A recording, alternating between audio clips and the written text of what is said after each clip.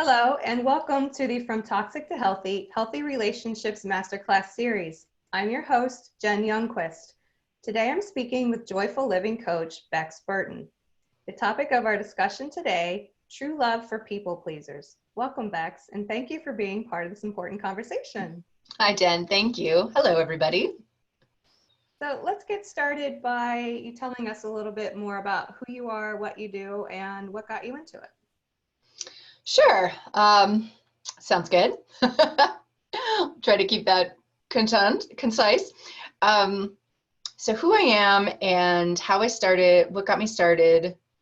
Well, I like to call myself a joyful living coach because my primary vibration is joy.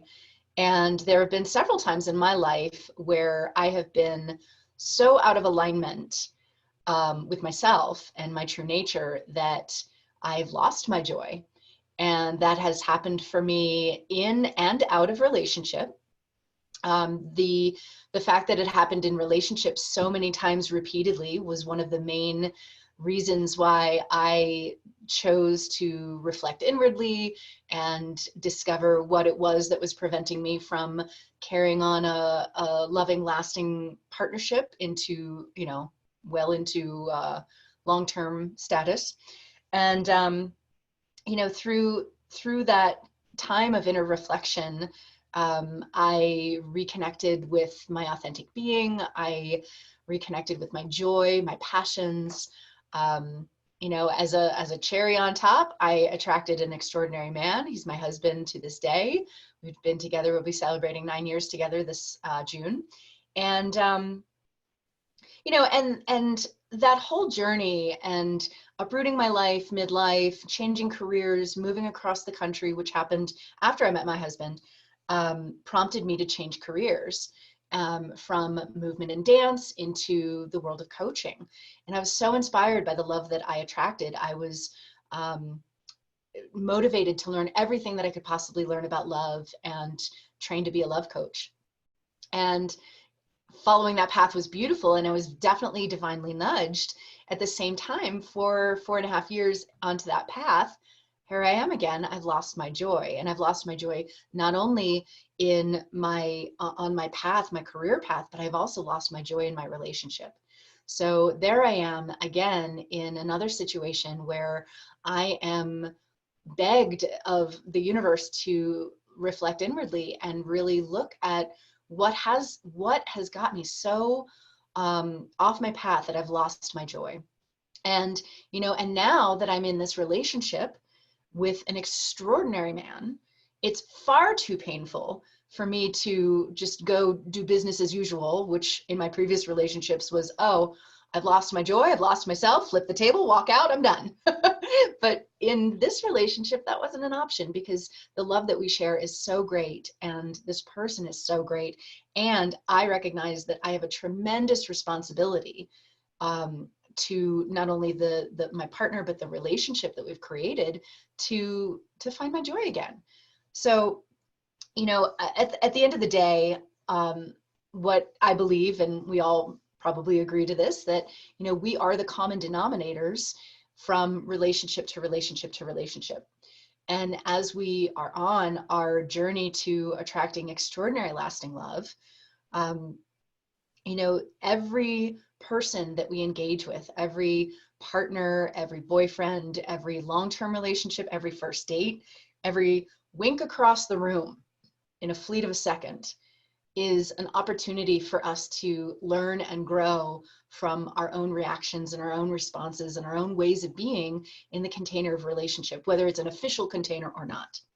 And so, it took me a really long time to learn that, but once I did, that commitment to myself was really the key for me to getting my joy back, integrating all of the parts of me, my passions, my talents, my skills, into an offering to service people women who repeatedly give their joy away or give their power away or people please their way into situations that they feel are favorable or desired, like relationship. So I know a lot of women who do this. You know, I coach a lot of women who they have it backwards, in that they're waiting for a man to initiate. They're waiting for what he thinks about something, or they're waiting for him. They don't know what to say because they're waiting for him in some way to say something or take the lead on something. And while that's all well and good, and I totally I get down with you know, with women leaning back in relationship, at the same time, if we have a tendency to people please or give away our power, we are very suspect to lean back too far and give all of the decision-making power away, and give all. And I see this a lot in the love attraction process. And, you know, it was, I believe that getting over that was the thing that allowed me to attract a wonderful relationship. And then it doesn't go away. So I've had to wake up over and over and over to these habits and patterns and ways of being that I hold, so that I can maintain this amazing relationship and maintain my joy in the process. So a couple of questions. First, when you say you lost your joy, how specifically did that affect your relationship? Jen, that's a great question. Well, I would definitely say you wouldn't want to be in this household probably for, it was about a 3-year span where it was really, really tough. Mm-hmm.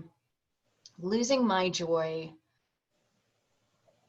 felt like, I mean, it feels like an identity loss. You know, I succumbed to the experience of depression. I had full-blown depression, which is not easily overcome, you know, just by will and will alone, which I thought mistakenly for about 2 years. I thought that I could just meditate my way out of it, or I could walk in nature my way out of it, or, you know, dance and lift weights out of it. And that's actually not true. So, how it affected my relationship was very poor. You know, I had very, the critical voice in my head, was running rampant. And I find that this is very common in women who are givers, overachievers, people pleasers, is that we, at the same, on the other side of that same coin, we have a vicious inner critic. I call mine my self-punisher, because the, you know, the shoulds are so, well, you should be doing this, or you should, what makes you think you should be doing that? You know, it's just a very vicious voice. And so while that is the dominant voice in anybody's experience, any of their outer relationships are going to suffer. And ours definitely suffered, because that critical voice, I fell into the pattern of projecting that onto my husband, believing that those were his thoughts and beliefs and attitudes about me, when I was dead wrong for sure. But, you know, a lot of times we don't have the courage to even mention these things or bring these things up or tell the truth. You know, for a long time, as I was studying love and relationships, I'm like, I don't understand what this whole telling the truth business is. It's like, I'm telling the truth. Like, I'm being honest with where I'm going and whatnot. But telling the truth is, in the container of relationship, is sharing these ugly bits of ourselves, the things that we don't want to share. Like, hey, I think you're judging me because I'm still in bed at 7:30 in the morning, or you know, I'm making up this story that you think less of me because I haven't done the thing, or, you know, whatever it is. And it's by sharing those stories, or those assumptions, or whatever it is, those feelings that we have that are uncomfortable, that are insecure, that are ugly bits.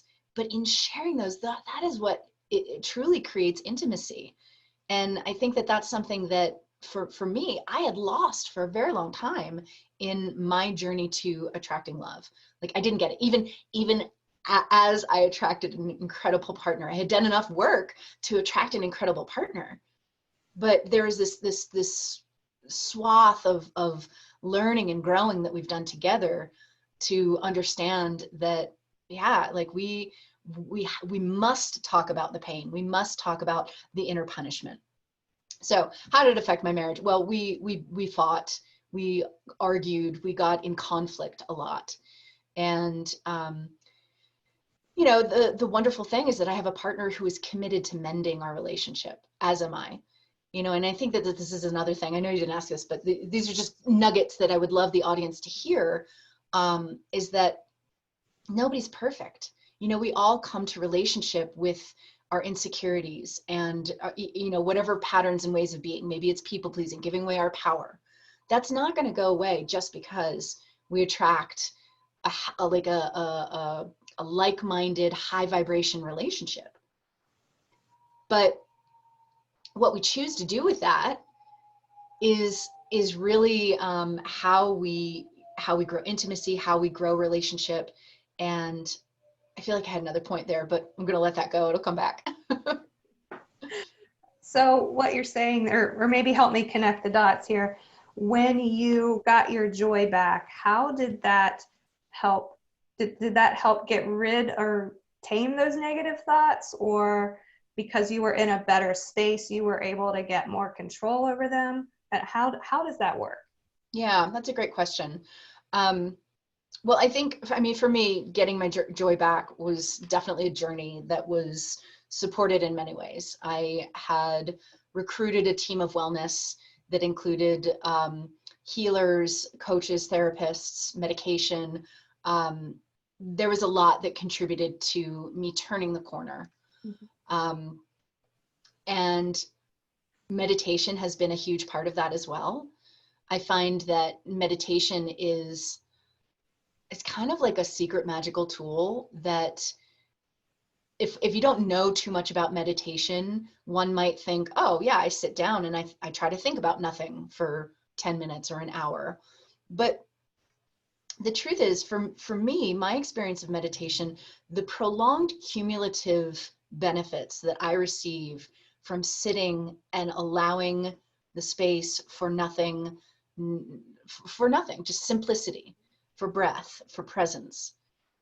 All of that cumulatively allows for the slowdown in time needed to pause conflict. Where if in the container of a relationship, you've got partner A and partner B, partner A might say something that partner B hears through a wounded lens, partner B reacts. Partner B's reaction then triggers partner A's wounded lens, and then they react, and then we're in this downward spiral. And if anybody's ever been in in any kind of relationship, we're probably familiar with that downward spiral. Absolutely. But for me and my experience, and for a lot of the women that I work with, adopting just a very simple, like 10-minute meditation practice daily, every other day, the consistency is really important. Mm-hmm. For the cumulative effect. But it allowed me the skill and the opportunity to hear what my partner was saying, and then pause as I'm still hearing it through my wounded lens of I don't matter, I'm not enough, all of the wounds, all of them. Right. But I have that sacred, that holy now, that moment where I can say, oh, I recognize that I'm triggered. Like instead of like freaking out in the moment, we have that beautiful opportunity to say, holy shit, that hurts. Or, oh my God, I'm triggered. How do I want to respond to this? And that's been a huge part of my journey to reclaiming my joy, because I don't want to say that joy is a choice. I believe that joy is a muscle that we build. Mm-hmm. In some ways, it's a choice. It's a choice to practice joy. Yes. But it's not like this light switch. It's not like an emotion like, oh, somebody surprised me for my birthday. I'm really happy today. Joy is a state of being that's more of like a constant. It's a smoldering fire rather than the embers that shoot up into the air. And that smolder it's slow and consistent and hot and deep. And that's the way that I look at joy. And I feel like, yeah, when those fires go out, it takes quite a bit to restart it. But once it gets going, that's the beautiful thing, I believe, is that joy just smolders and like heats up on itself. And so how did that impact my relationship? I think was the question that you asked me. My relationship just became a lot lighter, a lot more tender, a lot more loving, a lot more connected, intimate, kind, because my husband was also on a similar journey. Back to that point I wanted to make was about nobody's perfect, but if we can attract a partner who is committed to mending, then we know that we have long-term relationship material. Yes. Right? But if we've got somebody who's like in and out, breaking up, and then, oh no, baby, I want you back. Oh no, I can't, that is not a person committed to mending. That's a person to coming back and getting the honey from the honey pot, right? Well, yeah, they're only interested in getting their own needs met. Exactly. Basically. Yeah. And so my husband was on a similar journey of his own, and we were also concurrently doing work together, which is another point that I feel is so important for any couples. Certainly if you're on the journey to love, you're a single person, do your own work. Once you get into the container of relationship, it's really important that people do work together. I think I did like 5 years of work on my own, beating myself up, being like, what is wrong with me? Why can't I get this right? And as soon as my partner and I started doing work together, and of course all the other concurrent things, but that was really one of the big things that eased the tension. And so we now have this commitment together that we're helping each other. It took a while for us to both get off the adversarial, competition. It's not really competition, but we're not on the same team, to get on the same team. And so now when he noticed that I might be inflamed or triggered, like, he will help me. And as will I. Like, when I see that he's inflamed or triggered, instead of reacting and feeling like, oh my God, what did I do wrong? Oh my God, I'm the worst person on the planet. I can shield myself from, what does this mean about me? Because ladies, it doesn't mean hardly anything about us. It means that our partner's in pain. This man is having an experience and he's losing his shit about it. And it's my job as your partner to hold space.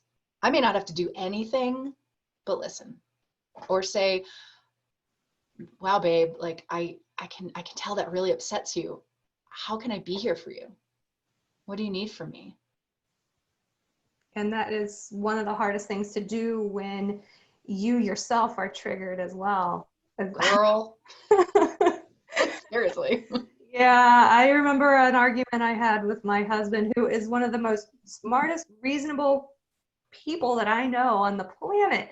But because we were both so triggered, he was saying stuff that just made no sense. It was crazy. And of course, it triggered my own reaction. And, afterwards, I'm like, how did I even let that get out of hand? Yeah, and that's a great question. How do we let it get out of hand? It's when we lose ourselves. Yeah. Oftentimes. I'm not going to apply that to your situation, but like, I know for me and the women that I work with, the givers and the achievers and the do, it's like our cord of patience is like tightened and tightened and tightened when we neglect the things that are soul nourishing and self-care and loving and yin energy, and because we're so focused on getting it right or doing the thing or making the next leap or hitting the goal or getting the numbers, that we neglect, I don't know for you, but like often when my calendar fills up, my self-care is the first thing to go. Oh, absolutely. And I will say that is a recipe for disaster when it comes to conflict in relationships, because we don't have access to that holy now, which comes from, the adult brain.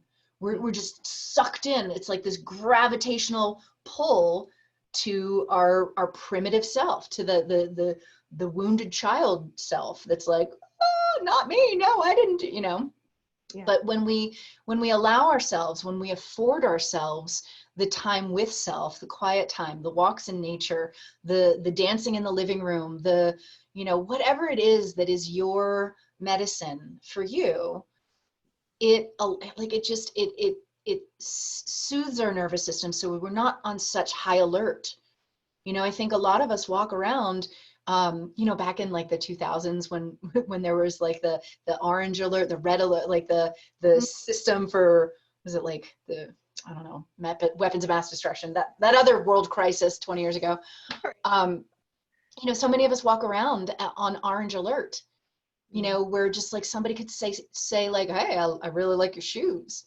And it just lands wrong and you snap at them, Right. and that's just no way to engage. Yeah. So the title of our talk is for those among us that are people pleasers to find true love. So maybe we should define a little bit more about what someone who has people pleasing tendencies is or does, and why that is a not so great thing in a relationship. Sure. Yeah. Well, from the most extreme example, people pleasing in relationship would be, a woman who has no opinions, or a woman who hands the decision making 100% over to her partner. Or in my case, I trace a lot of my people pleasing behavior back to the belief systems or the fear of not wanting to disappoint my partner and not wanting to inconvenience my partner. Like how many women in the audience like have not asked for help because they didn't want to inconvenience somebody? Oh, yes. Yeah. I mean, that's an example of people pleasing. Yeah. That's an example of managing your experience so that I don't have to feel the pain of rejection or hurt or your reaction should it not be tip top. And that's a microcosm of codependency, which, brings in the system, which is both people. But if we're just looking at one side, we're looking at people pleasing in women, where do women stop asking for what they need? Where do women not tell the truth? Again, the truth being how they feel, what they need in relationship, and just deprioritizing themselves, making it a non-issue that, oh, well, I mean, for a long time in my relationship, I neglected my morning practice because my husband indicated like he wanted to spend time with me in the morning. And so I made up the assumption, oh, well, then I can't do my morning practice because my morning practice is an hour long. And that is also a combination of black and white thinking where it's either this or that. I think a lot of us are subject to that too. But when we put all these things together, it's a recipe for disaster. And over time, nobody's getting their needs met, because if we as women aren't taking care of ourselves and doing the things that nourish us and taking a stand for that, babe, I love spending time with you in the morning, and I have a very important morning practice that keeps me sane and grounded, and I know that you want to be engaged and married to a sane and grounded woman. Like, there's no man that's going to say no to that. But when we don't take a stand, we're not getting our needs met. And then on the other side, our partner's not getting their needs met either, because they're not being met with the bright, vibrant, alive, joyful, flirtatious, beautiful woman that they married or attracted or whatever. So nobody's happy. Right. I think on some level that women who are people pleasers maybe, and even men, feel guilty about taking things for themselves. Oh, yeah. They've been made to feel bad for having feelings and wanting things maybe in their childhood. And now when, they can't ask for it, and then even if it's given to them, it's hard to take because it makes you feel uncomfortable. Yeah, absolutely. And there's such great support around this available. I think that if anybody out there who's resonating with this, has not done any therapeutic counseling work around their early childhood experiences, that would absolutely be the first step, because that's where we learn so much of our foundational ways of being through, these parental figures, and they give us a model of how relating ought to be. And Lordy, 9 times out of 10, that model is flawed, because hell, like we're doing the best that we can at any given time. And, 40, 50 years ago, our parents' generation had, they didn't have the science and the psychology that we have today to understand our early childhood program, let alone how to raise healthy children. So it's very, very, very common to have women in this age bracket of, women in any age bracket, just for patriarchal and gender differences, but specifically in like this 40 to 60 age range of women, because of the history and because of like what was available to our parents at that time. Yeah. And then at that age, they're starting to see the pattern of their ways of thinking showing up in their relationships, because they kind of keep dating the same person or marrying the same person, just in a slightly different package. The universe is going to keep serving us the same dish until we say, no thanks. I don't want goulash tonight. Exactly. No, and that was my path. Before I attracted my beloved, I had 3 different significant relationships over a course of a decade. And after the 3rd breakup, I recognized, wow, that breakup was just like the last one, which was just like the last one. It was like textbook, like step by step.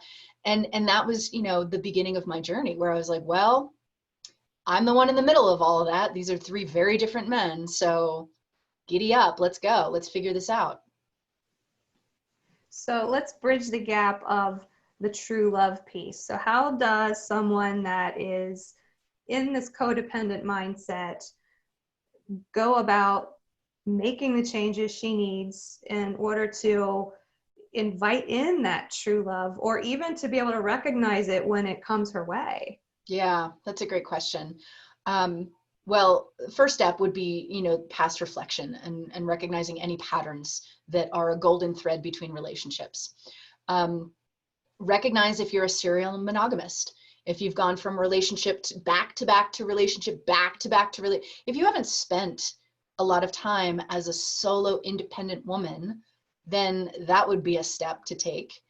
I think I set out to be a solo single woman for longer than my longest relationship at the time. So I set out to be single for 3 years. That didn't work. But what I like about that mindset, though, is that, and I'm not necessarily encouraging this for everybody. This is not a one size fits all, but there is something to be said about like, well, if my relationships only last 2 years, what is that? What's going on there? And is it possible for me to not be in a relationship for 2 years? And whether you can or you can't, that's fine. But like, to commit to a certain amount of time where you date yourself, where you make yourself the number 1 priority in your life and in anybody's life. And then after you take a little break and just, take some time for yourself, and that would depend, how long that would depend on like who you are and what kind of relationships you've been in, et cetera. That's a kind of a unique way of judging that period of time. But then you get to date. And I know that this, for a lot of women out there, is like a major eye roll, because they're like, well, I've tried the online dating and a lot of just awful men out there and blah, blah, blah. But the truth is, if you can get past that, and there are tremendous, wonderful coaches out here that can support you through this process. It's not all that bad. It can actually be fun and magical, just saying. But we create this idea of abundance. I think in the people pleaser mindset, there's this idea of scarcity, that like somebody pays attention to me and oh my God, he's the love of my life. And I have to do everything in my book to keep him. That is an absolute scarcity mindset, where you're desperate, where you're clinging to something that may not even be interested.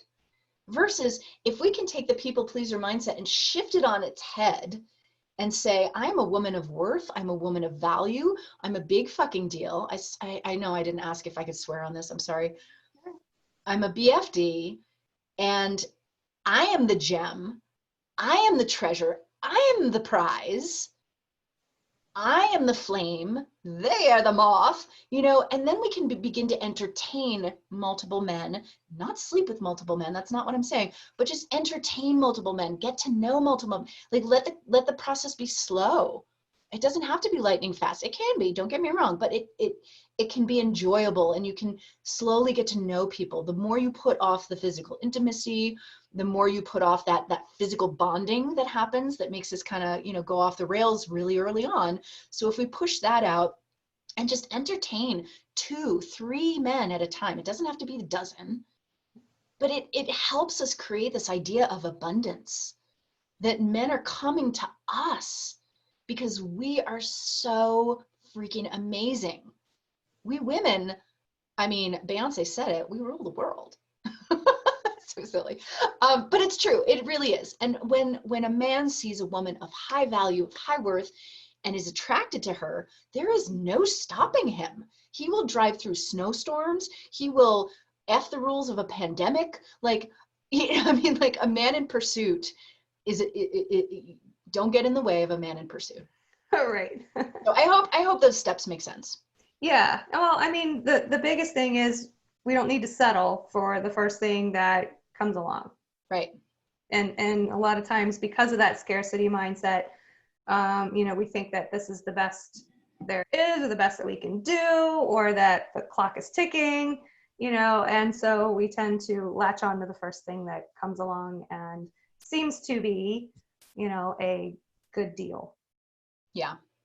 Yeah. So what kinds of, basically, what's your special sauce when working with people? Are there any cool, different kind of unique ways that you work with people? Absolutely. I like to go way outside of the box. I mean, I'm a dancer, I'm a mover, a performer from way back. I used to be a professional hula hoop artist, and dance and movement is a huge part of my life, not just for the fun of it, but also for the cathartic healing of it. You know, the body holds our emotional memories. You know, there's only so much that we can do in cognitive therapy, in talk-based therapies. When we move our bodies, though, we sweat, sometimes we're moved to emotion, we cry, because we're moving energy, and we're transmuting complex emotions that the body is holding. Mm-hmm. And so I really believe that on a woman's journey, whether that to be to her beloved or reclaiming her joy, movement is a huge part of this process. Movement can be a very yin activity, very restorative, cathartic process. So I like to combine movement with a lot of different things. I run a program that's an 8-month-long program, and it features 2 retreats. On the front end, the retreat is out in the wilderness in the desert, and we we spend 2.5 days, 3 days in the wilderness in the desert, and we set up a big sound system. And part of our time together is dancing out in the middle of nowhere, under the stars, under the sun, and just kind of getting back to our primal nature. And, you know, we continue to dance through the empowerment program. And at the end, we celebrate in a pamper and play weekend in New York, where we get all glittered up and fancied up, and we dance down Broadway in the New York City Dance Parade.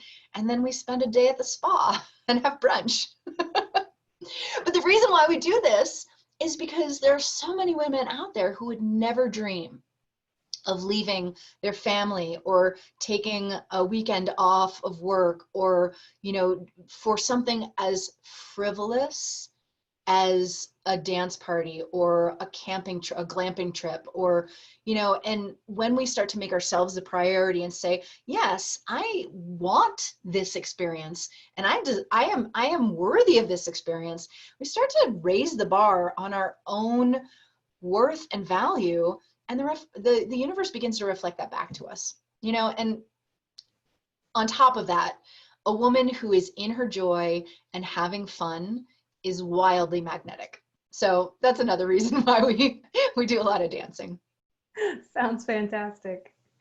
Well, thank you so much, Bex, for sharing your wisdom with us today. Would you like to tell the viewers where they can find you, and if you have anything coming up, and maybe even a little about your freebie? Sure, absolutely. Yeah, my new friends listening can find me at bexburtoncoaching.com, as well as Facebook /Bex Burton Coaching, Instagram, Bex Burton Coaching, YouTube, Bex Burton Coaching. Those are my three sites that I play on. And I have a gift for the women watching. It is 101 ways of getting into our feminine energy. And this is such a crucial piece for any woman looking to attract love into her life, maintain, sustain love in her life, or just release the white knuckle grip that we've got around life and our desires. It helps us soften and release and surrender and be receptive to the miracles and blessings that the universe has in store for us. Sounds wonderful. So make sure you all pick that up down below. And once again, thank you, Bex, for being part of this important conversation. Thank you. It's my pleasure.